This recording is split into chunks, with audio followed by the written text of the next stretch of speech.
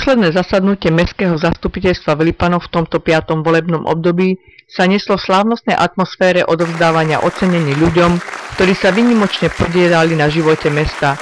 Ocenení boli športovci, ľudia z verejnej správy i kultúry. K prítomným sa prihovoril aj poslanec Národnej rady Slovenskej republiky dr. Milan Gaľa. Prajem príjemné popoludnie. Vážený pán primátor, pani viceprimátorka, pán prednosta, ctený pán farár, drozí priatelé z Jasla, milí Lipanci, ďakujem za možnosť vystúpiť dnes pri tejto milej príležitosti. Je to už druhýkrát, čo si uvedomujem, ako rýchlo letí čas dnes, teda tento deň.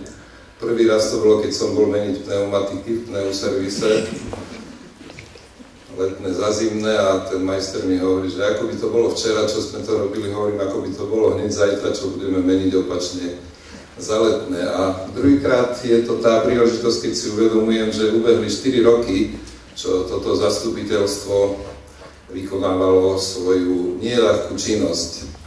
Sám na sebe viem, že poslancovanie je veľmi vďačná práca, že niekedy si človek aj povie, že ďakujem pekne, ale vy ste to po tieto 4 roky zvládli. Ďakujem tým, ktorí kandidujú ďalej, prajem veľa úspechov, a tým, ktorí odstupujú, chcem povedať asi toľko, že nebude to navždy, lebo o 4 roky zase budete kandidovať, lebo to už raz nasadol na tigra, ťažko z neho schádza.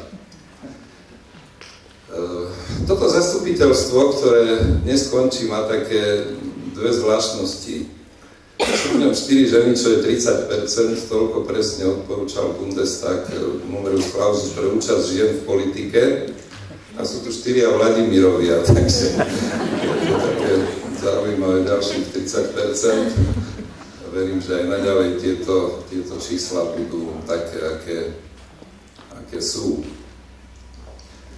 Eduard, môj priateľ, spomínal, že sme boli v pondelok v Bratislave, boli sme teda na švajčiarskom veľvyslanectve, jednali sme s konzulom pánom Hagenom o možnosti švajčiarskej pomoci pre nový akvapark, ktorý nesporne veľmi dobre štartuje, má všetky predpoklady, a dostali sme, i keď nie prísľub, ale dostali sme jasné inštrukcie, ako postupovať a akým spôsobom sa uchádzať o tieto veci.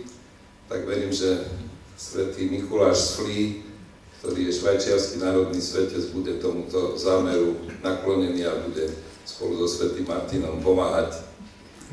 Zároveň, a to už len tak možno na okraj, boli sme na ministerstve dopravy, kde sme takisto dostali prísľub dofinancovania obchvatu v čo najkratšom možnom čase. Boli sme za riaditeľom sekcie, mal by prísť stavbu pozrieť aj štátny tajomník, takže veríme, že nezostane len prísľub a že veci sa pohnú tak, ako sa nakoniec dárne hýbu. Myslím si, všetci to vidíte aj v tomto čase dopredu, a ukončíme to v roku 2011. Možno ste si všimli, že dnes v noci dosť fúkalo a pršalo, vraj začala volebná kampaň, takže zúri volebná kampaň, tak by sa dalo povedať. Prajem všetkým kandidátom, či do zastupiteľstva, alebo na primátorský post, veľa hlasov. Stretol som tu kedysi po parlamentných voľbách jedného Roma, a ten mi povedal, že keby sme boli znali, že budete poslanec, by sme vás volili.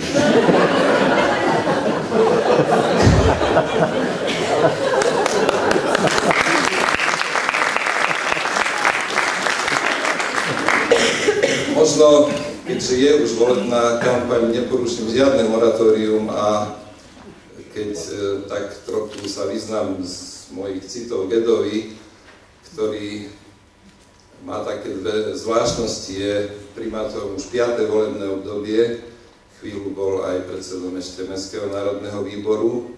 Myslím si, že už len 5 takíto primátori sú na Slovensku.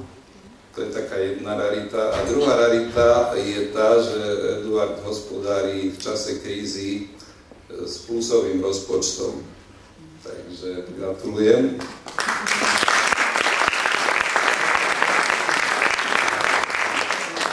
Keď si hovoril, určite ste všetci cítili, že hovorí hlavou, ale hovorí aj srdcom. a má navyše ešte aj tú dobrú vlastnosť, že to má na pravom mieste aj jedno aj druhé, takže že nie je to také nejaké vymenené. Prajem veľa úspechov ozaj a verím, že keď platí umrel kráľ, nech žije kráľ, že v tvojom prípade teda bude o jednom človeku. Na záver dovolte mi, tak ako hovorí Angličania, last but not least, teda nakoniec, ale nie v poslednej rade, odovzdať pozdrav od predsedničky vlády Slovenskej republiky, pani profesorky Ivety Radičovej, ktorá o Lipanoch vie, veľmi pekne pozdravuje, praje a ďakuje aj občanom, aj zastupiteľstvu a samozrejme primátorovi. Všetko dobré. Ďakujem veľmi.